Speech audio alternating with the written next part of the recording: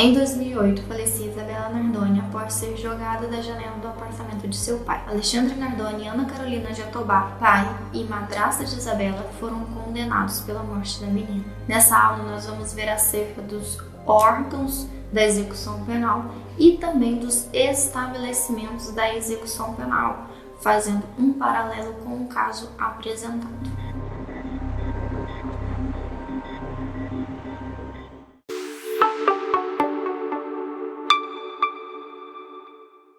Sejam bem-vindos à aula de número 5 do nosso curso de extensão em execução penal. Como eu havia dito, hoje a gente vai estudar acerca dos órgãos e dos estabelecimentos da execução penal, começando pelos órgãos da execução penal. Quais que são esses órgãos? Onde eles estão previstos? Os órgãos da execução penal estão previstos lá no artigo 61 da LEP. Quais são? Vamos estudar um pouquinho acerca de cada um deles, gente. Novamente, eu tenho uma limitação temporal aqui, e aqui eu vou falar dos principais aspectos. No material tá tudo lá completinho acerca de cada um desses órgãos. Vamos começar então pelo Conselho Nacional de Política Criminal e Penitenciária. A primeira coisa que eu preciso explicar aqui para vocês. Lembram das ciências criminais? Nós dizemos que as ciências criminais elas possuem bases de sustentação. Quais são essas bases? Criminologia, política criminal e direito penal. São 3. Essas bases elas funcionam de forma cíclica, uma auxiliando a outra. A criminologia cuida de estudar o crime enquanto fato. Ela analisa o crime como ele é na realidade. A política criminal vai pegar esses estudos da criminologia e a partir desses estudos ela vai propor estratégias justamente visando uma melhor prevenção desses crimes, uma melhor repressão desses crimes. Seguindo essas estratégias, elas podem ser implementadas e positivadas. Uma vez positivadas, elas estarão presentes lá no Código Penal. Uma vez que há uma nova positivação, há uma nova realidade. Volta-se à criminologia estudando essa nova realidade. Gente, vamos supor que constataram que existe um número crescente de roubos em pontos de ônibus. A criminologia vai estudar esse fenômeno. Vamos supor que a criminologia viu que faltava ali uma segurança pública, faltava uma iluminação adequada, faltava um policiamento.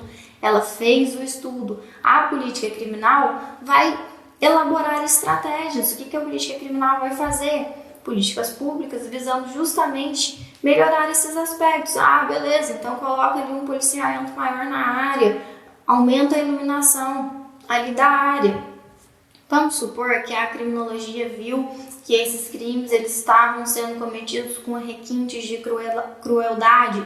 Vai ter que aumentar ali a sanção que é imposta a essas pessoas que cometem o crime com um maior agravamento. Positivas, então, aí lá no Código Penal passa a estar previsto, vamos supor, uma causa de aumento de pena. Cria-se uma nova realidade que novamente vai ser estudada pela criminologia. Por que eu estou falando isso tudo para vocês? Para vocês entenderem o que é esse órgão aqui de Conselho Nacional de Política Criminal e Penitenciária. Gente, esse órgão ele é responsável por elaborar políticas criminais voltadas à prevenção. Tem tudo a ver com as ciências criminais que eu acabei de estudar aqui com vocês. Eles vão colher ali os estudos da criminologia e passar a propor estratégias visando a prevenção da criminalidade. Próximo órgão, o juízo da execução. O que é o juízo da execução, gente? O juízo da execução está previsto lá no artigo 66 da LEP. É o juiz da execução praticando os atos que a eles são propostos. Por exemplo, uma vez aplicada a pena, o condenado ele passa a cumprir. A gente vai ver aqui que existem alguns benefícios, como da progressão de regime. O juiz ele vai analisar isso. Se tiver algum incidente ali da execução penal, é o juiz da execução que vai analisar isso. Esse é o órgão, é o poder jurisdicional atuando dentro da LEP. Outra coisa, o Ministério Público. Gente, o Ministério Público ele é responsável por fiscalizar a execução da sanção, da pena e da medida de segurança.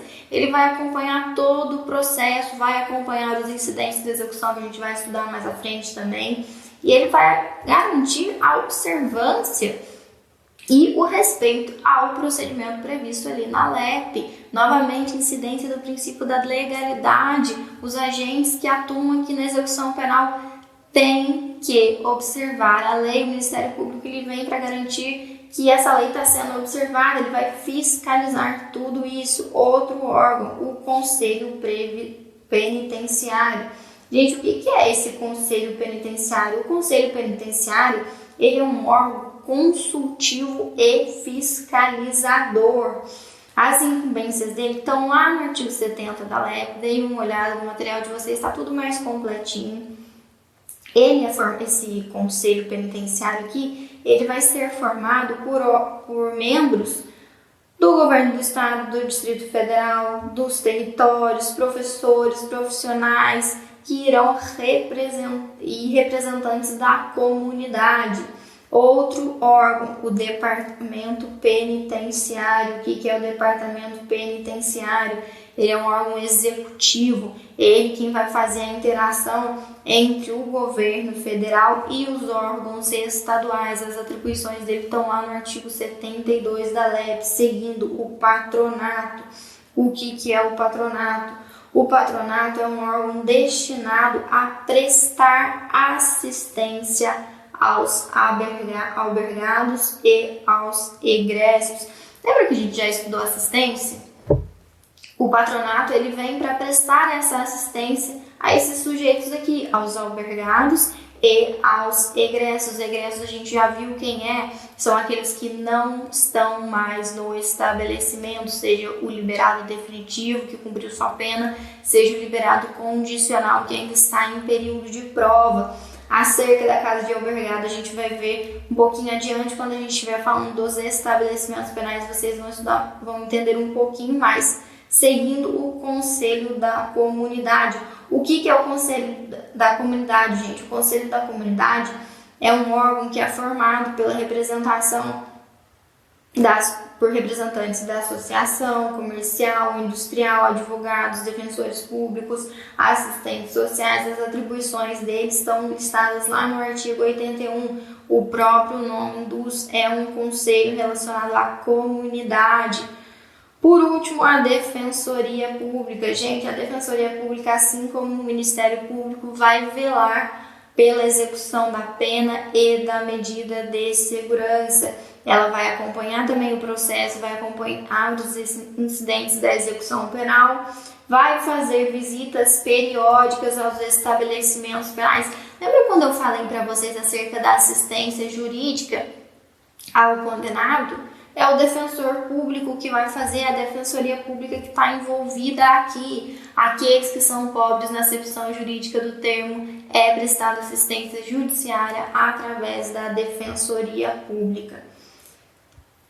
Mais uma tarefa aí para vocês cumprirem, artigo 62 a 81b da Lei de Execução Penal, que fala justamente acerca dos órgãos da execução penal. Então, vamos seguir nossa segunda parte da aula acerca dos estabelecimentos penais. Quando a gente fala de estabelecimento, do que a gente está falando? A gente está falando de uma edificação, de um local que está destinado a receber os sujeitos da LEP, condenado, internado, nesse caso aqui também pode ser o egresso, preso provisório. Então, a gente já tinha falado acerca da classificação dos indivíduos, lembra? A gente falou da classificação quando a gente estava falando dos sujeitos da LEP, quando a gente estava falando dos condenados, a gente falou da classificação quando a gente estava falando dos direitos e das garantias constitucionais do preso, e agora a gente vai ver a materialização da classificação aqui nos estabelecimentos penais. Lembra que eu falei para vocês que tínhamos que categorizar, separar, cada um ia ali para o seu canto, dependendo da natureza do crime, da idade, do sexo, enfim, de vários fatores? A gente vai entender isso melhor aqui. Afinal, os presos eles serão distribuídos a depender da sua classificação. em diferentes estabelecimentos. A título aqui de exemplo, gente, aquele que tem uma pena de reclusão e de detenção não vai ficar junto com aquele que tem uma pena de prisão simples. Os presos provisórios não ficarão junto com os presos definitivos. Aqueles que cometeram um crime de natureza hedionda vão ficar juntos. Aqueles que cometeram crimes com violência ou grave ameaça ficarão juntos. Os primários serão separados dos reincidentes, as mulheres separadas dos homens, os maiores de 60 anos separados dos demais. Os funcionários do sistema de administração da justiça criminal que porventura vierem a cumprir pena ficarão separados. Aqueles que tiverem ameaçados em sua integridade física, moral ou psicológica pela convivência com os demais presos serão separados. Gente, quando a gente fala aqui desses estabelecimentos, no geral a gente está falando da pena privativa de liberdade, que priva a liberdade do condenado. Ela deverá, esses estabelecimentos aqui, eles vão ter que garantir um local adequado, um local higiênico, um local que tenha ali a estrutura para prestar assistência educacional, assistência ao trabalho, assistência à recreação, a práticas esportivas, enfim, tudo isso a gente vai ver com mais detalhes. Deve-se observar ainda a lotação. Ah, Ana Cláudia, não é assim na prática. Eu já falei para vocês que a gente está estudando aqui o mundo ideal, onde tudo é lindo, maravilhoso e funciona o dever ser e não o ser. Então, quais que são esses estabelecimentos? Vamos começar pela penitenciária. Gente, a penitenciária é um estabelecimento penal destinado a quem? Ao condenado à pena de reclusão em regime fechado. Na próxima aula, a gente vai estudar acerca das penas privativas de liberdade, restritivas de direito ou multa. A gente vai entender um pouquinho o que é isso de regime fechado, o que é reclusão, o que é detenção. Por hora, saibam isso, que a penitenciária é o local destinado ao condenado à pena privativa de liberdade de reclusão em regime fechado. O que tem que ter nessas instalações aqui da penitenciária? Uma cela individual, com dormitório, com aparelho sanitário e lavatório. Esse ambiente ele deve ser um ambiente salubre, gente. Tem que ter uma área mínima de 6 metros quadrados.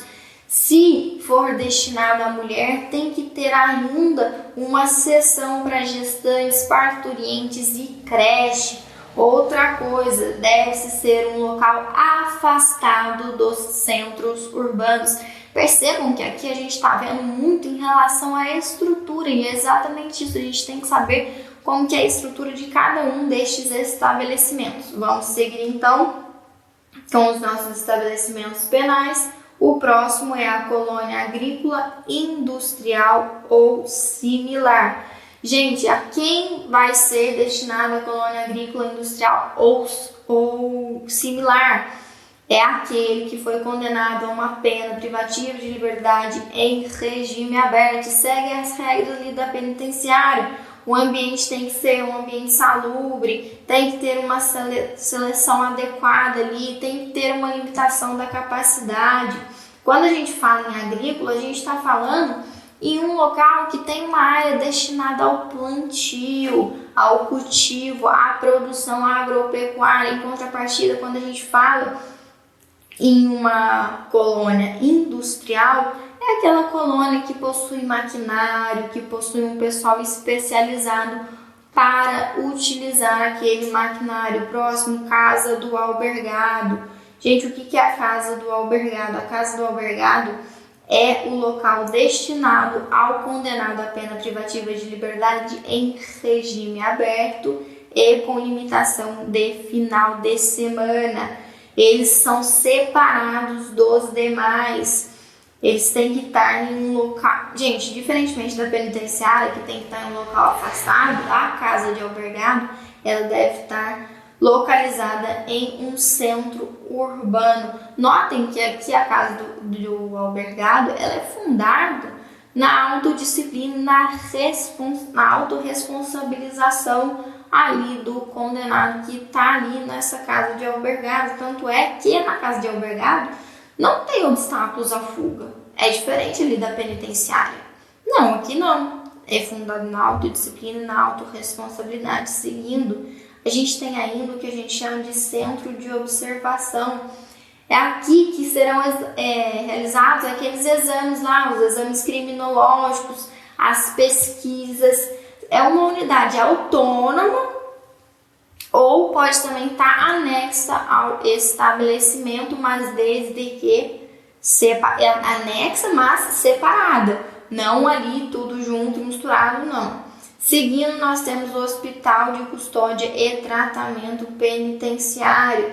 Gente, o Hospital de Custódia e Tratamento Penitenciário, ele é destinado aos inimputáveis, aqueles que tiveram uma sentença penal absolutória proferida contra si, porém imprópria. Por último, nós temos ainda a cadeia pública. Gente, a cadeia pública é destinada ao preso provisório. Lembra que eu falei para vocês que existem sujeitos na LEP, que um deles era o preso provisório, que é justamente aquele que ainda não tem uma sentença, porém tem uma prisão cautelar deferida contra si? Eles ficarão na cadeia pública. A cadeia pública, ela também tem que ter uma cela individual, com dormitório, com aparelho sanitário, lavatório, tem que ser salubre, tem que ter área mínima, tudo que a gente já falou ali em relação aos anteriores, e ela também tem que estar localizada em um centro urbano. Mais uma tarefa aí para vocês, leitura do artigo 82 e 104 da Lei de Execução Penal. Eu trouxe aqui para vocês um trecho extraído da sentença do Alexandre Nardoni e da Ana Carolina Jatobá, para a gente ver mais ou menos como que funciona na prática em relação à matéria que está sendo estudada aqui. Vejam que ao final do primeiro parágrafo, a gente pode observar que ele foi condenado ao regime fechado e, pela outra condenação, ele foi condenado a um regime semiaberto. Na próxima aula, a gente vai ver acerca da pena privativa de liberdade. A gente vai entender tudo isso. O que é regime aberto, o que é regime fechado, o que é regime semi-aberto, o que é uma pena de detenção, de reclusão, de prisão simples. E a partir daí a gente vai entender como que a gente pode saber para qual estabelecimento que eles vão ser levados, a depender da pena que foi aplicada, da pena em concreto. Ademais, lembra que eu falei para vocês que existiam os vários órgãos da execução penal? Todos os órgãos da execução penal vão atuar nesses casos. No caso do Alexandre Nardoni e da Ana Carolina Jatobá, eles vão acompanhar o cumprimento dessa pena que foi imposta aí. O Ministério Público vai fiscalizar como que está a lei, se está tudo correto, se os agentes da execução penal estão cumprindo tudo, a Defensoria Pública, se porventura eles fossem pobres na acepção jurídica do termo, iria prestar assistência jurídica. Enfim, tudo isso a gente vai entender um pouquinho mais na próxima aula, que a gente for falar sobre a execução das penas privativas de liberdade. Deixei aí também um trecho extraído da sentença que fala sobre Ana Carolina Jatobá. Se vocês quiserem, deem uma olhada, estudem isso daí. E na próxima aula, então, a gente começa os nossos estudos das penas em espécie. Até a próxima aula.